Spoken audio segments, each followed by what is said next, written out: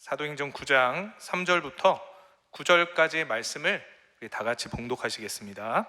사울이 길을 가다가 다메섹에 가까이 이르더니 호련히 하늘로부터 빛이 그를 둘러 비추는지라.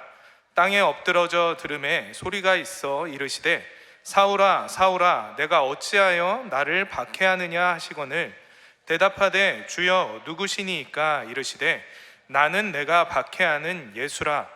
너는 일어나 시내로 들어가라. 내가 행할 것을 내게 이를 자가 있느니라 하시니 같이 가던 사람들은 소리만 듣고 아무도 보지 못하여 말을 못하고 서 있더라. 사울이 땅에서 일어나 눈은 떴으나 아무것도 보지 못하고 사람의 손에 끌려 다메섹으로 들어가서 사흘 동안 보지 못하고 먹지도 마시지도 아니하니라. 아멘. 우리 함께 읽은 말씀을 토대로 황선욱 담임 목사님 나오셔서 새롭게 된 삶이라는 제목으로 말씀 나눠주시겠습니다. 할렐루야로 담임 목사님 환영하며 맞이하겠습니다. 할렐루야, 반갑습니다. 하나님이 우리 클레마 대학 청년부 지체들을 사랑하시는 줄 믿습니다. 우리 모두를 사랑하시는 줄 믿습니다. 우리를 사랑하시는 주님 때문에 우리는 잘 되는 줄 믿습니다. 저는 오늘 함께 읽은 사도행전 9장 3절에서 9절까지의 말씀을 가지고 함께 고백하겠습니다. 새롭게 된 삶, 새롭게 된 삶, 이와 같은 제목으로 말씀의 은혜를 나누기 원합니다. 우리는 예수 믿고 구원받은 사람들이죠. 이 구원받은 사람의 삶은 어떤 삶이냐? 이전보다 나아진 삶이 아니라 새롭게 된 삶인 줄 믿습니다. 왜냐하면 성경은 이르기를 이전 것은 지나갔으니 보라 새 것이 되었도다 라고 말씀하고 계시기 때문에 그런 것입니다. 어제와 같은 오늘을 살아가는 것이 아니라 어제와 다른 오늘을 살아가고 있는 그런 청년들이 되기를 주님의 이름으로 축원합니다. 그 새롭게 된 삶 이렇게 설교를 준비하다 보니까 갑자기 CBS TV에서 방송하고 있는 새롭게 하소서라고 하는 TV 프로그램이 생각이 났어요. 그래서 최근에는 뭐가 올라왔을까 이렇게 인터넷 검색을 해봤는데 정유나라고 하는 자매님의 간증이 올라와 있더라고요. 그래서 이거 그냥 뭐 제가 즐겨보는 프로그램이긴 하지만 시간이 없어서 어떻게 하지 하다가 그냥 그래도 최근 영상이니까 뭐가 올라왔는지 한번 봐볼까 하고 딱 클릭을 했다가 2시간을 꼼짝없이 울고 웃으며 이 정유나 자매님의 간증을 듣게 되었습니다. 늘 이렇게 예수님을 만나고 예수님 때문에 인생이 변한 또 새로워진 사람들의 삶의 이야기는 우리의 삶에 많은 감동과 웃음과 또 울음을 주는 줄 믿습니다. 우리 클레마 대학 청년부의 지체들이 이렇게 예수님을 만나 변화되고 새롭게 된 삶을 살아가 예수님 알지 못하는 사람들에게 예수님을 알게 하고 또 우리의 삶을 많은 사람들이 함께 나누며 함께 웃고 함께 울며 주님 앞으로 나오게 되는 귀한 역사가 일어나기를 주님의 이름으로 축원합니다.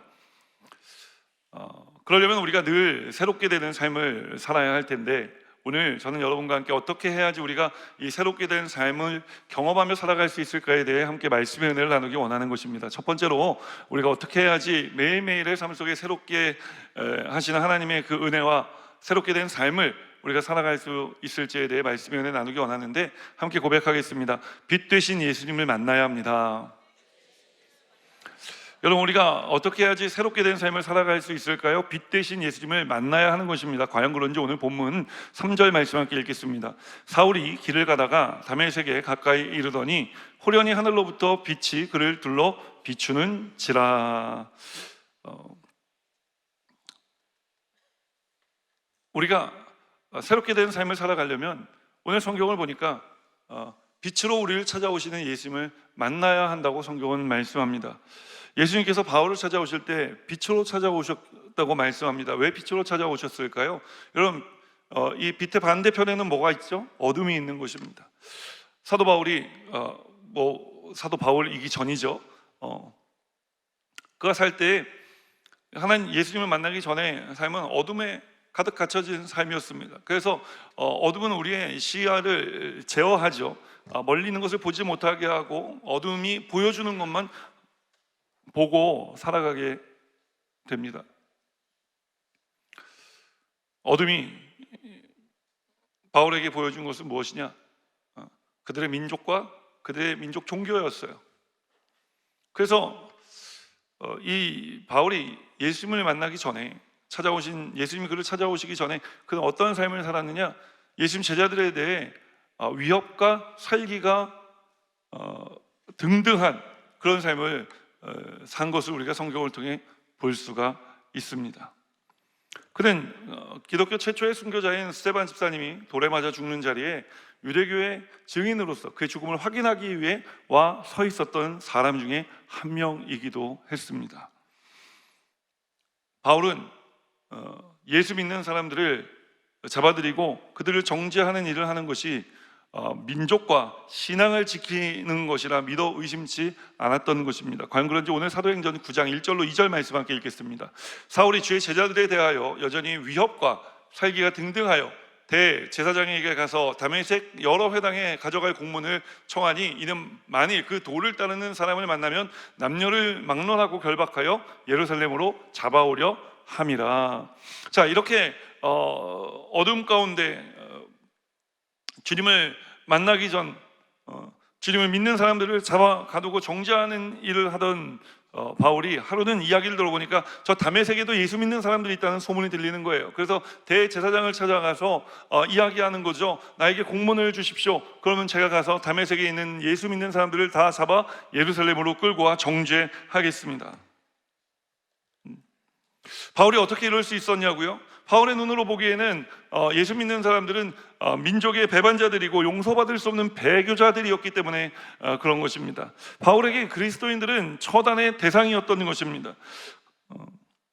어떻게 좀 우리가 보면 답답하죠. 좀 예수님을 좀 만났으면은 바울이 이렇게 하진 않았을 텐데 그런 답답한 마음이 들지 않습니까? 빛 대신 예수님을 만나기 전에 바울의 인생이 이랬다고요. 그런데 어느 날 이제 그가 다메섹에 있는 예수 믿는 사람들을 잡으러 가던 그날 그가 그 다메섹을 가기 위해 언덕을 넘어가는 그때에 예수님께서 바울을 찾아오셨는데 어떻게 찾아오셨느냐? 빛으로 찾아오신 것입니다. 여러분, 빛이 비치면 어떻게 되죠? 어둠은 떠나가는 것입니다. 하나님께서 천지를 창조하실 때 가장 먼저 창조하셨던 것은 빛이었습니다. 왜 빛을 먼저 창조하셨느냐? 창세기 1장 1절에 보면 그 땅에 혼돈과 흑암이 가득했다고 이야기하고 있기 때문에 그런 것입니다. 빛이 비춰야 흑암이 어둠이 떠나가는 것입니다. 어둠은 절대로 이 빛을 이기지 못하는 것입니다. 그래서 여러분, 오늘 우리의 인생 가운데 예수님 알기 전에 우리의 삶을 주관하고 우리의 삶을 드라이브하고 있는 어떤 이런 낙심과 절망과 또 잘못된 오류된 어떤 삶의 방식들, 빛 대신 예수님이 찾아오셔야, 그래서 빛을 비춰주셔야 우리 인생의 어두움은 떠나가게 되어지는 것입니다. 우리 모두가 이 빛 대신 예수님을 만나 오늘 이 자리에 나와 앉아 있을 수 있는데 우리가 날마다 이 빛 대신 예수님을 만나고 또 만나는 삶을 살아가게 되기를 주님의 이름으로 축원합니다.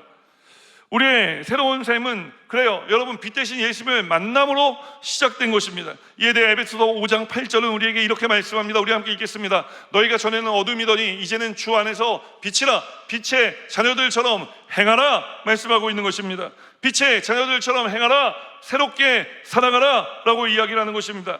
그런데 우리가 이 말씀을 다 알지만 때로는 우리가 정말 새롭게 된 삶을 살아가지 못할 때도 있지 않습니까? 언제 그렇습니까? 우리의 마음 가운데 염려, 근심, 걱정, 불안하는 일들이 들어올 때 그런 것입니다. 여러분, 이것은 하나님이 주시는 것이 아닙니다. 염려, 근심, 걱정, 불안, 초조함은 마귀가 우리 인생 가운데 가져오는 거예요. 마귀가 우리 인생 가운데 이것을 주고 우리가 이것을 받아들이는 순간 우리의 마음에는 어두움이 깔리기 시작하는 것입니다. 이 어두움이 점점 그리고 짙어지죠. 왜요? 왜냐하면 이런 염려, 근심, 걱정, 불안, 초조함은 낙심과 절망으로 이어지고 두려움으로 이어지기 때문에 그런 것입니다. 여러분, 오늘 이런 삶을 살다가 이 자리에 나오신 분들이 계시다면 오늘 사도 바울의 인생에 이 어두움을 걷어내시기 위해서 찾아오신, 빛으로 찾아오신 예수님을 만나시기를 주님의 이름으로 축원합니다. 그리고 그 주님이 하시는 말씀을 들으시기를 주님의 이름으로 축원합니다. 예수님께서 오늘 빛으로 바울을 찾아오셔서 하신 말씀이 무엇입니까? 내가 예수라 말씀하시는 것입니다. 여러분, 예수님이 어떤 분이십니까? 우리를 위해 십자가 위에 달려 몸짓고 피 흘려 죽기까지 우리를 사랑하신 주님이신 것입니다. 우리를 죄와 사망의 법에서 모든 저주 가운데, 낙심과 절망 가운데, 인생의 두려움 가운데 우리를 건져주시고 새롭게 하시고 살리시기 위해 부활하신 부활의 주님이신 것입니다. 예수님의 십자가가 부활을 붙들고 우리가 살아갈 때에 우리의 삶은 날마다 새롭게 하신 하나님의 은혜를 누리며 살아갈 수 있게 되어지는 줄 믿으시기를 주님의 이름으로 축원합니다. 오늘 이렇게 살아가기를 주님의 이름으로 축원합니다.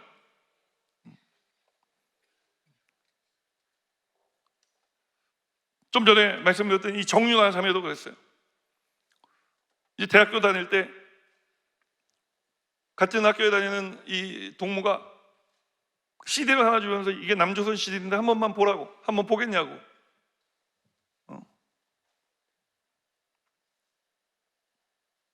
그렇게 보게 된 것이 가을 동화였대요. 이렇게 이야기했다고 하면 갖고 와보라. 내가 비판적으로 보았어. 그래서 이제 그 본 거예요. 봤는데 그 가을 동화에서 이 정윤아 자매님이 제가 그 드라마에서 송승헌 오빠랑 원빈 오빠를 만나시오. 그래서 이제 한국 드라마가 이제 끝날 때쯤 되게 간질간질하게 끝나니까 간당간당하게 되게 궁금하게 끝나잖아요. 그러니까 좀 이따 또 와서 친구한테 하나 더 내놓아 보라. 그래서 이 편을 보기 시작하고 그래서 가을 동화를 다 봐버렸다는 거예요. 그러면서 한국에 그러면서 친구한테 물어봤대요.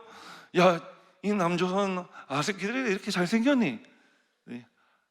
한국에 가면 다 송승헌, 원빈같이 생겼다고 그 친구가 얘기해 주는 거예요.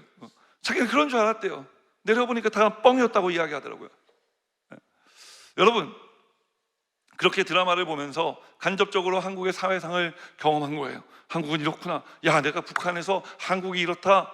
명동에는 거지 새끼들만 있고 간을 사주세요. 콩팥 팔아요.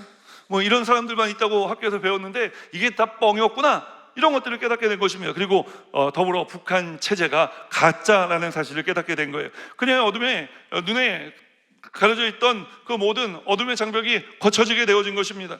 그리고 빛 대신 예수님을 만나 예수를 믿게 되어 새롭게 하소서라는 프로그램에 나오게 된 거예요. 이 자매는 탈북한 자매인데 또 동시에 세계적인 투자가인 짐 로저스라고 하는 사람의 수행비서로 또 일을 하는 독특한 이력을 가지고 있는 자매이기도 합니다. 여러분, 오늘 이렇게 빛 대신 예수님을 만나고 그 빛 대신 예수님께서 우리 인생의 어둠을 제거해 주실 때 우리는 비로소 새롭게 된 삶을 살아갈 수 있게 되는 줄 믿으시기를 주님의 이름으로 축원합니다. 말씀 속으로 한 걸음 더 들어가 우리가 어떻게 해야 또 새롭게 된 삶을 살아갈 수 있을까요? 함께 고백합니다. 깨어 일어나십시오. 여러분, 빛 대신 주님을 만나면 우리 눈이 어떻게 되죠? 아침에 싱그러운 햇살이 비치는 것처럼 눈에 광명이 가득 차게 되고 여러분, 그래서 깨어 일어나게 되는 줄 믿으시기를 주님의 이름으로 축원합니다. 오늘 영적인 기지개를 켜고 깨어 일어나는 우리 클레마 대학 청년부 지체들이 다 되시기를 주님의 이름으로 축원합니다. 오늘 6절 말씀 함께 읽겠습니다. 너는 일어나 시내로 들어가라. 내가 행할 것을 내게 이를 자가 있느니라 하시니. 여러분, 우리가 살아가고 있는 이 시대는 동성애나 코로나 그리고 신천지와 같은 이단들 뿐만 아니라 우리의 삶에 믿고 있던 모든 것들에 대해 마귀가 그것은 진짜가 아니라 거짓이라 헷갈리게 만들면서 우리를 이 진실된 빛 대신 예수님으로부터 떠나가게 하기 위해 총공격을 퍼붓고 있는 그런 시대를 살아가고 있는 것입니다.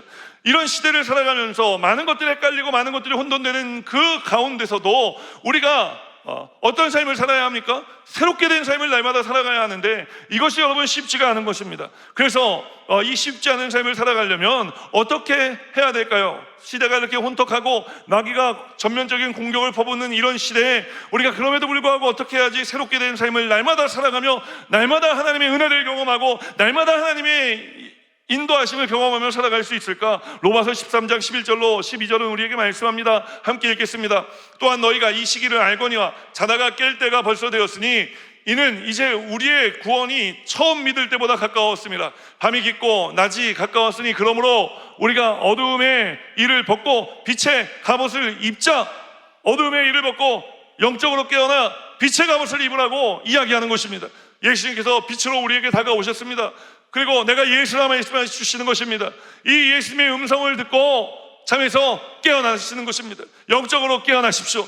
그리고 영적으로 깨어나 예수님이 입혀주시는 빛의 갑옷을 입고 이 어둠의 세상 가운데, 이 어둠의 세상 주관자들 통치하고 다스리는 가운데 나아가 그들과 싸워 이기고 승리하는 삶을 살아가는 우리 클레마 대학 청년부의 지체들이 되기를 주님의 이름으로 축원합니다. 여러분, 그래요. 지금은 자다가도 깰 때입니다. 이 정윤아 자매님도 그랬어요. 이제 천신만고 끝에 탈북에 성공을 하고, 그래서 이제 중국 북경으로 갔다가 곤명으로 이동하고, 곤명에서 라오스, 미얀마, 그리고 태국 치앙마이, 그리고 태국 치앙마이에서 또 다시 태국 방콕으로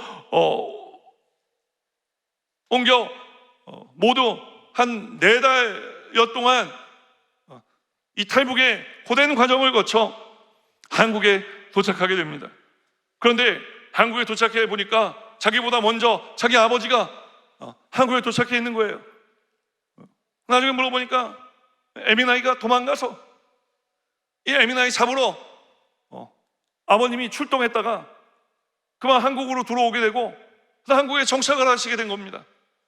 그리고 얼마 안 있다 이제 딸이 탈북을 한 것 때문에 온 집안이 풍비박산이 돼서 어머니는 노동교화형을 받고 있었는데, 그 어머니도 찾아 한국으로 와 정착을 하게 되고, 오빠는 김정은 무슨 친위대 이런 부대에 있었는데 그 오빠도 무사히 탈출해서 한국에 들어와 모든 식구들이 다 살게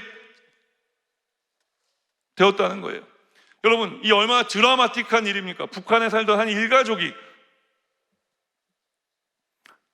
하나님의 인도하신 가운데, 하나님이 역사하신 가운데 한국으로 옮겨와 살게 되는 놀라운 역사가 일어난 거죠. 이쯤 되면은 늘 하나님께 감사하고 찬양하는 삶을 살고, 이 모든 고비고비 때마다 하나님 역사하신 것에 감사하며 믿음 든든해져 살아야 하는 것 아닙니까? 그런데 이 정윤아 자매님은 그렇지 않았어요. 모든 일이 이제 다 끝나고 난 다음에, 가족이 다 한국으로 들어오고 난 다음에 정말 큰일 날 뻔했다, 다행이다, 다 같이 모여 살아서. 그리고 신앙이 잠들어 버리기 시작합니다. 그리고 얼마 안 있다 그녀는 곧 예배도 드리지 않고 세상으로 나아가 세상을 즐기며 살기 시작해요. 그런데 이게 웬일입니까? 얼마 지나지 않아서 갑자기 아침에 일어났는데 허리 있는 데가 칼로 찌르는 것처럼 아픈 거예요.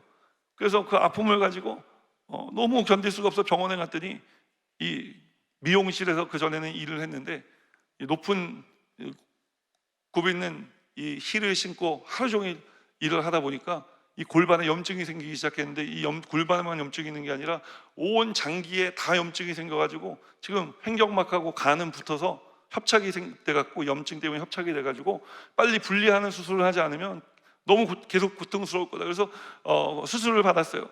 수술 받으면 보통 한 2, 3일 안에 가스가 나오고, 가스가 나와야 밥을 먹고 그래야 이제 기운을 차리고 퇴원을 할 수 있는데, 일주일이 지나도록 이 가스가 나오지 않는 거예요. 그래서 의사들이 보다가 이상하다 해서 다시 한번 검사를 해보자 검사를 했는데 몸에 암이 발견됩니다. 그래서 전신 마취라고 수술을 한 지 일주일 만에 또다시 개복 수술을 해서 암 수술을 하게 되는 거예요.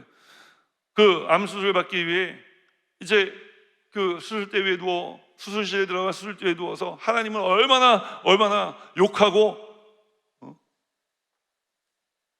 어떻게 나한테 이러실 수 있느냐, 하나님께 막 항의했대요. 본인이 하나님을 떠났던 것을 생각을 하지 않고. 근데 그때 수술을 집도하기 위해서 수술실에 들어오셨던 의사 선생님께서 이런 얘기를 해주시더래요. 윤아 씨는 하나님께서 정말로 사랑하시나 봐요.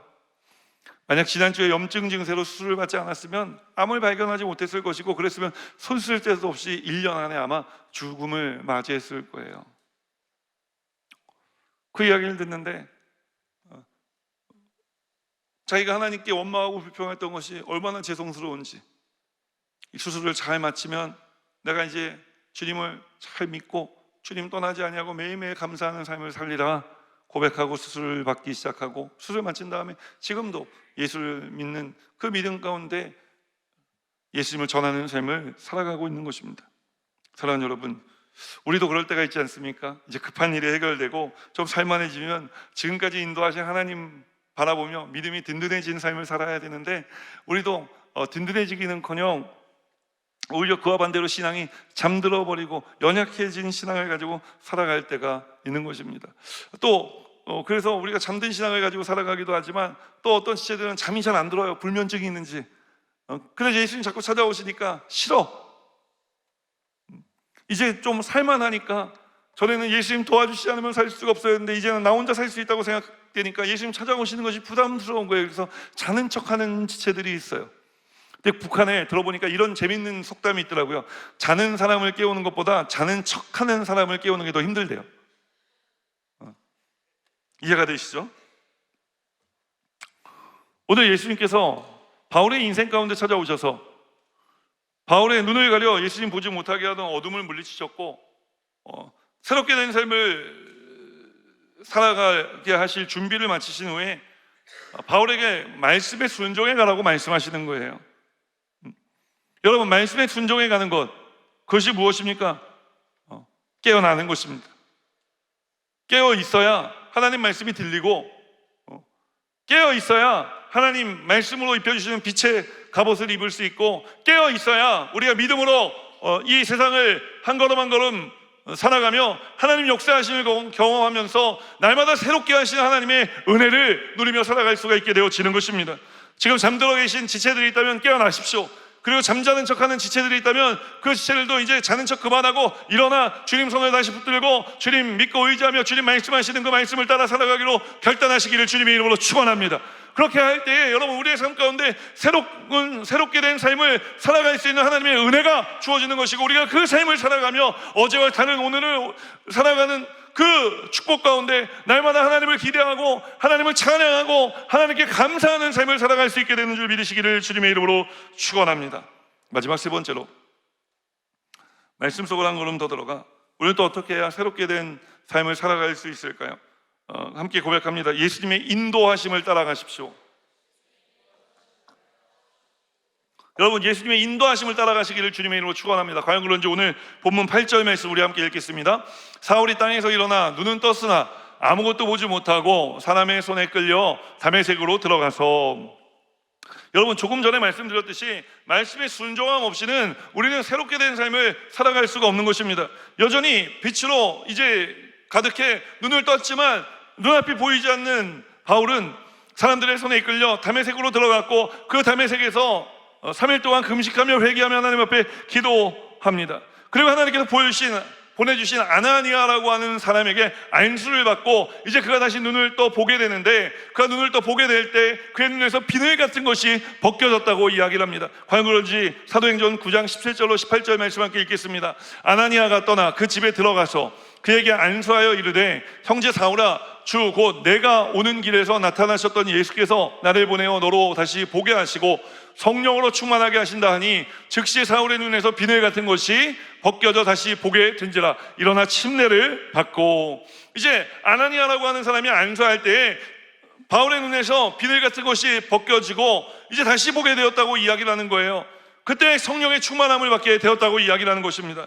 여러분, 바울이 다시 눈을 떠 보게 된 세상은요, 다메섹 언덕을 넘으며 빛 대신 예수님을 만나기 전에 알던 세상과는 다른 세상이었습니다. 왜냐하면 성령님께서 보게 하시는 것은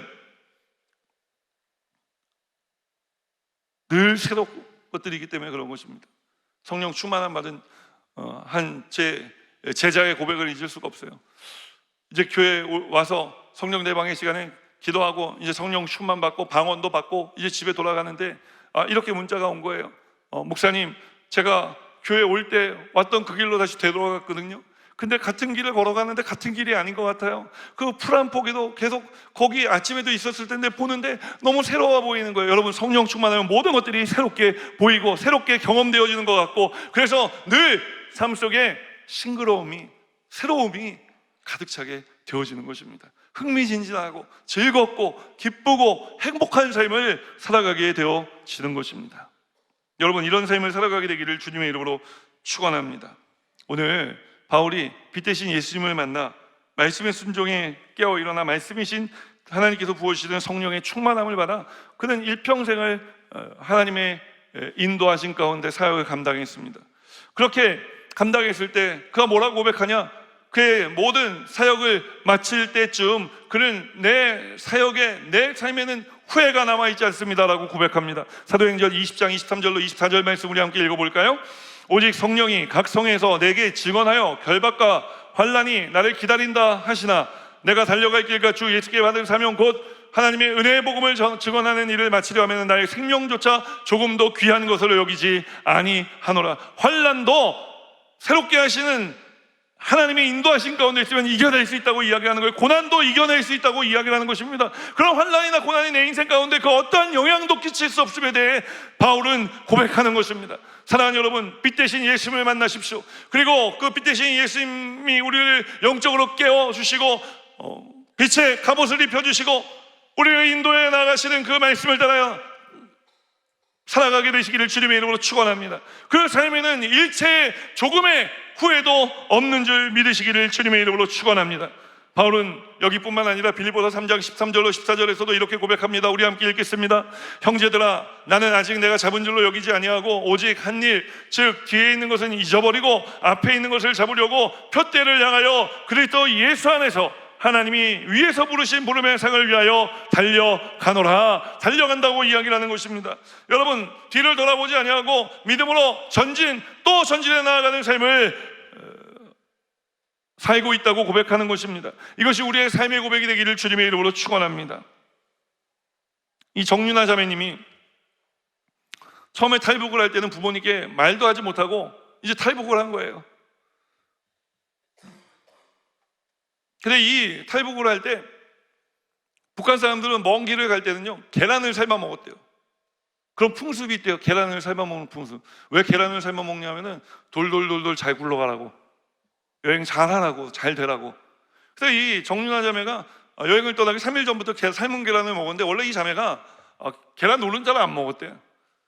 근데 계란 노른자를 없애고 먹으려면은 계란을 잘라야 되는데 자른 계란은 구르지 않잖아요. 그러니까 계란 노른자도 같이 먹은 거예요. 근데 그걸 이상하게 엄마가 본 거죠. 아니 계란 껍질은 있는데 우리 유나가 먹은 것 같은데 왜 계란 노른자가 없지?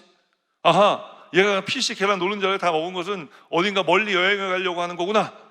그래서 이제 3월 2일 새벽 4시에 기차를 타고 국경지대로 가기 위해서 이 정윤아 자매가 집을 나오는데요, 어머님이 깨 있다가 딱 나온 거예요. 유나야, 어디 가니? 아니 그런데 이 자매가 말을 못하고 서 있으니까 어머님이 잠깐만 기다려라. 그 들어가서 겉옷을 입고 나오셨어요. 겉옷을 입고 나와서 이제 말없이 이 정윤아 자매는 앞을 걸어가고 어머니는 뒤를 따라 기차역을 향해 갑니다. 그 기차를 이제 타게 되는데 이 정윤아 자매가 이제 자신이 이 북한을 떠나게 되면은 가족이 어떻게 될지 이미 너무 내용이 뻔하지 않습니까? 그래서 그냥 안 간다고 엄마한테 얘기하고 엄마랑 같이 집으로 돌아갈까? 그러면 이 모든 상황이 다 끝날 텐데 이렇게 마음을 먹고 이제 뒤를 돌아보려고 하는데 어머니가 이렇게 이야기하더래요. 유나야, 절대로 뒤돌아보지 말고 앞으로만 나가라. 절대로 뒤돌아보지 말고 앞으로만 나가라. 그리고 기차를 올라탄 거예요. 그 기차를 올라타고 이제 좀 전에 말씀드린 것처럼 중국 북경과 북경을 거쳐서 이제 태국의 치앙마이 태국 방콕으로 옮겨와서 방콕에 2달 동안 한인교회에 머물면서 성경교육을 받게 됩니다. 그래서 그곳에서 이제 예수님을 본격적으로 만나기 시작하고 이 정윤아 자매가 침례를 받게 됩니다. 세례를 받았어요. 세례를 받을 때 이런 일이 있었다고 간증을 합니다. 함께 제가 읽어드릴게요. 그때 눈앞에 너무 밝은 빛이 비쳐서 눈을 뜰 수 없었습니다. 눈을 뜨면 눈이 멀 것만 같았습니다. 그런데 갑자기 뒤를 돌아보라는 음성이 들려 뒤를 돌아보니 무릎을 꿇은 사람 형체의 3개가 보이는데 이 사람들이 금사포를 입고 있었습니다. 그런데 그 금사포를 입고 있는데 거기도 너무 밝아서 눈을 뜨고 볼 수가 없었어요. 그때 하나님 말씀 같은 것이 제 귀에 들려왔습니다. 왜 자꾸 우니? 왜 자꾸 의심하니? 뒤돌아보지 말고 앞만 보고 가라 라고 하는 말씀이 들렸습니다. 그때는 무슨 말씀인지 몰랐는데 나중에 그 세 형체가 아버지, 어머니, 오빠였다는 것을 깨닫게 되었습니다. 하나님께서 계획을 가지고 계셨던 것입니다. 요즘 사람들이 저에게 윤아씨 계획이 무엇이에요? 라고 물어봅니다. 어떤 계획 가지고 있어요? 물어보는데 그런데 저에게는 사실 계획이 없어요. 왜냐하면 제 계획대로였다면 저는 여전히 북한에 살고 있어야 했기 때문입니다. 하나님께서 계획하십니다. 하나님께서 인도하십니다. 사랑하는 여러분, 여러분의 인생도 하나님이 계획하고 계신 줄 믿습니다. 하나님이 인도하고 계신 줄 믿습니다. 빛으로 찾아오신 예수님, 그 주님께서 모든 어둠을 걷어내시고 빛 가운데, 밝음 가운데 우리를 깨워주시며 빛의 갑옷을 입혀주시고 우리의 손을 붙들고 우리의 인생의 길을 동행해주고 계시는 줄 믿습니다. 때로 우리가 날마다 새롭게 되는 삶을 살아가야 하는데 그런 삶에 실패하고 메마른 광야와 같은 곳에 내몰릴 때도 있지 않습니까? 하나님, 내 삶은 새롭지 않은 것 같습니다. 하나님, 내 삶에는 하나님이 계시지 않은 것 같습니다. 하나님, 내 계획 가운데는 하나님이 인도하심이 없는 것 같습니다. 내 인생 가운데는 하나님의 도와주심이 없는 것 같습니다. 여러분, 그럼에도 불구하고 염려하지 마십시오. 그것은 우리의 편에서 볼 때 그런 것이지, 하나님 편에서 볼 때, 하나님 입장에서 볼 때는 생각이 다르기 때문에 그런 것입니다. 바울은 예수님을 만나기 전까지 인생을 새롭게 살아간다는 것이 무엇인지를 알지 못했습니다. 그러나 빛으로 찾아오신 예수님을 만나는 순간 그의 인생은 totally changed, 모든 것들이 변화된 것입니다. 오늘 우리 청년들의 삶에 이런 새롭게 하시는 주님의 은혜가 있기를 주님의 이름으로 축원합니다. 그래서 오늘 광야 가운데 서 있더라도 여러분, 주님, 제가 괜찮습니다. 내가 주님께 이 광야 가운데 삶을 살아가면서, 광야 같은 삶을 살아가면서도, 새로운 것이 없는 삶을 살아가면서도, 지치고 힘든 삶을 살아가면서도 나를 새롭게 하실 수 있는 유일하신 분이 주님이시라는 것을 믿고 제가 이 자리에 나왔습니다. 주님, 오늘 저의 인생 가운데 역사해 주십시오. 이 마음을 담아 이 찬양 고백하며 함께 기도의 자리로 나아가겠습니다.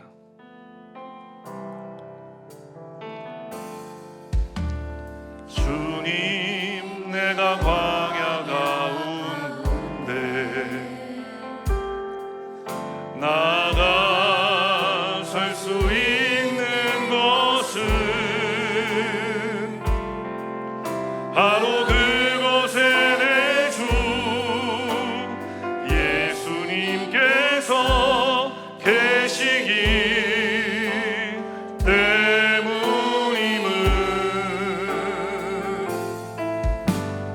때론 나의 목이 마르고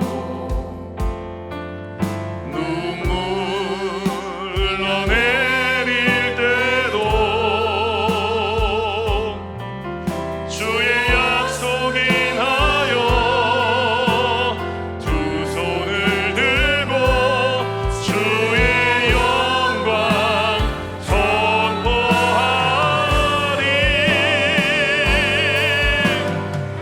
나의 호흡이 광야에서 멈춘다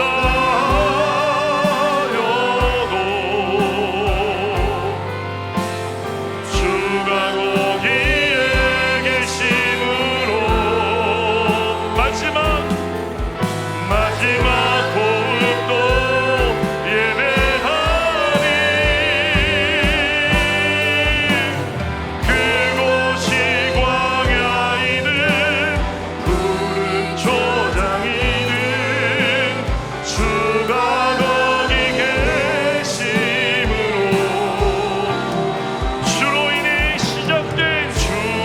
인해 시작된 나의 항해는 믿음으로 예배하는 것. 여러분, 오늘 우리가 해야 될 일은 우리가 어느 곳에 있는지를 우리가 가늠하는 것이 중요한 것이 아니라 모든 것들을 새롭게 하시고 새로운 날을 살아가게 하시는 하나님을 기대하는 것인 줄 믿습니다. 이 주님을 기대하며 우리 함께 주의 이름 간절히 세 번으로 너의 통성으로 기도하겠습니다. 주여,